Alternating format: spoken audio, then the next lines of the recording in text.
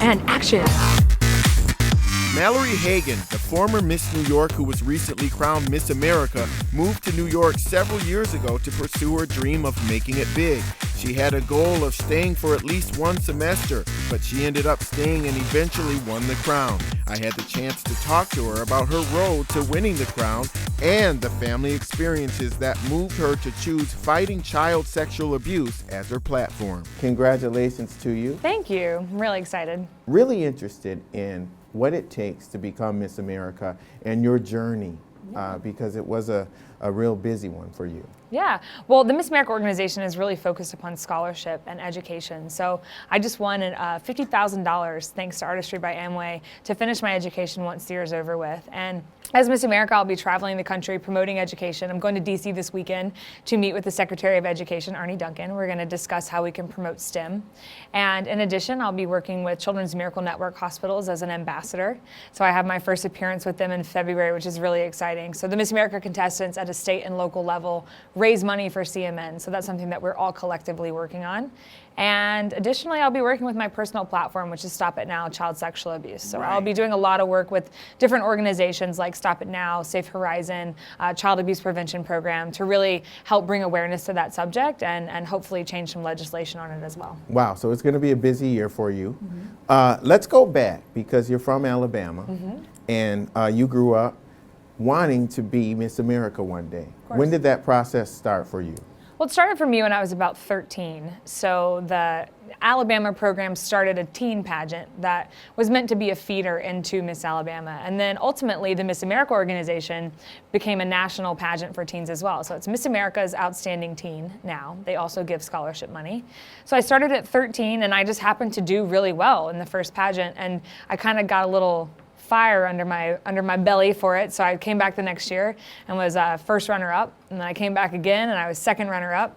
And then I was first runner-up twice at Miss New York. So it's definitely been a story of perseverance and continuing with my drive, but I finally made it. Obviously, there was something that happened earlier on. I know that you weren't a victim of child sexual abuse, but what was it that inspired you to choose that as your topic? Well, many of the women in my family were sexually abused. And it's high in numbers. And there's speculation that there were some men in my family who were sexually abused as well. So although it didn't happen to me personally, I did experience all of their post-traumatic stress syndromes. So my mother and my aunt and my cousins, depression, anxiety, post-traumatic stress disorder, different things affected all of them. And they then rippled into me. So when my mother was going through depression while I was in high school, I went for 2 years essentially without a mom. And there's so many ways that other people can be affected by it. But what I really want to focus on this year as Miss America is just educating kids, making them aware that this is something that does happen and giving them the tools to get out of that situation if they have it. I think that in recent years especially, the issues have become very heavy. You know, with the last Miss America was advocating for children of incarcerated parents. Right. Is that a big change that you're seeing that? Well, I think that what we're understanding now is that the women who are crowned Miss America and the women who are at a state level have something of substance to say. What's important to someone, may not be important to someone else. And some people may have a very lighthearted platform that's something that's, in every community. But the reality is that all of us have something that's touched our lives. And so it's really important for us to bring that to the forefront. And I think that if I have the ability as Miss America or even as Miss New York to bring attention to the fact that children are being sexually abused, then why would I use this platform for something that's not as serious? Why not use this as that opportunity to say, hey, this is a problem in our society and we need to do something about it? Was there at any point where you were discouraged from choosing that as your platform? Absolutely. So for probably the first 4 or 5 years that I was a part of Miss America, I actually worked for the Dove Campaign for Real Beauty. So I was helping kids with self-esteem and really trying to empower them because what I really felt like was that they needed that in order to get out of the situation of child sexual abuse. But I needed the permission of my mother and my aunt and my other family members to share their story. And I didn't have that because it was what they were still dealing with. But as I got older, I called my mom one day. This is my last shot at Miss New York. I said, Mom, I really think I need to change my platform. And at the same time, she said, I really think you need to speak on child sexual abuse. literally at the same moment we had the same thought. And so she kind of gave me permission to share her story and to speak from a place of authenticity. And What motivated that, do you think? well, my mother is really prominent in our community. She's a dance teacher. She owns a really big dance studio. She owns another one not too far down the street. So I think that she was kind of coming to the realization that she had the ability as a community leader to create change in her community as I was doing in New York. So by me opening up that topic of conversation and her making it something that was known, she was giving kids the ability to come to her as well.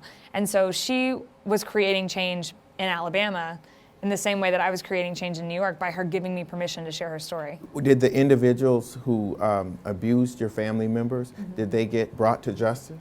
Unfortunately, no. So the other problem lies within that sometimes children speak up and they're not heard. And that's what happened in my family. And so once my mother spoke up and wasn't heard, she didn't speak up again. So that's another message that's really important to me, is that we need to teach children that they need to speak up. And if they're not heard the first time, to keep speaking up.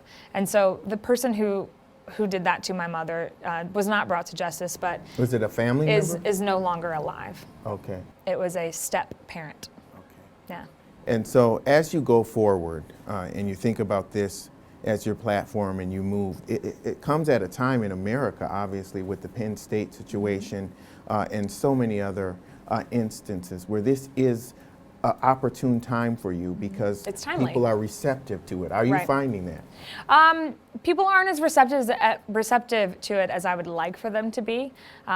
It's really easy to go in and speak to adults. They're receptive to hearing the message, but getting to children is another thing. So that's why I'm working with Erin Marin this year. We've been in contact over the past couple of weeks, and I would like to work with her to pass her law, which is called Erin's Law, which would make it mandatory for child sexual abuse education to be a part of schools federally.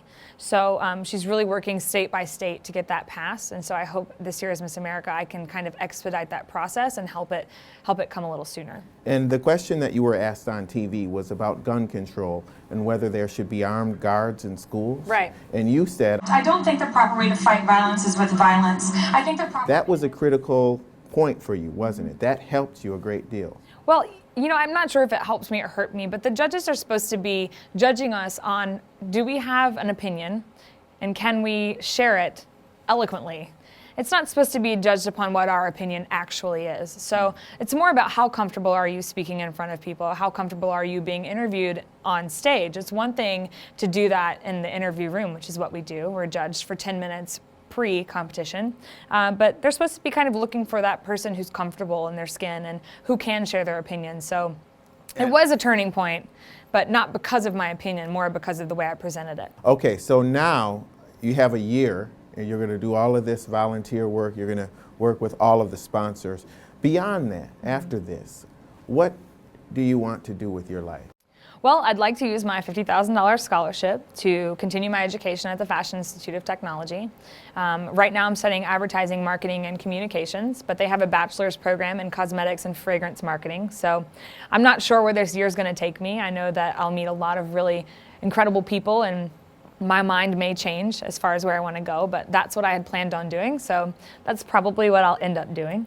And then I'd like to start a career in the cosmetics industry. And Artistry by Amway is one of our sponsors, but what an incredible internship I'll have this year. So what kind of career in cosmetics? I'd like to work in the marketing department. I truly find it fascinating to kind of study why people buy things and how we can influence them to do that. And to work for a company that has a lot of integrity and does it, the right way and makes really beautiful products. Did you have any doubters on your way up? I mean, I'm sure. But you didn't know But about I it? have, my bubble is so tight knit. I have two very best girlfriends.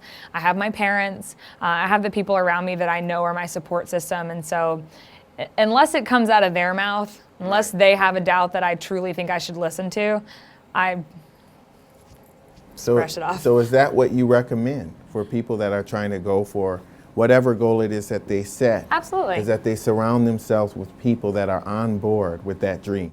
I think the term quality versus quantity is always applied and is appropriate. I think that the quality of my friendships far outweigh the quantity of friendships that I can have. And so if I have two very best friends who have my best interests at heart always and will always give me their most honest opinion, that to me means more than having more than two friends. So I keep those people really close to me, and my bubble is very small, and I make sure that I have a solid group of people I can trust. And that's pretty much what's helped me be successful, I think.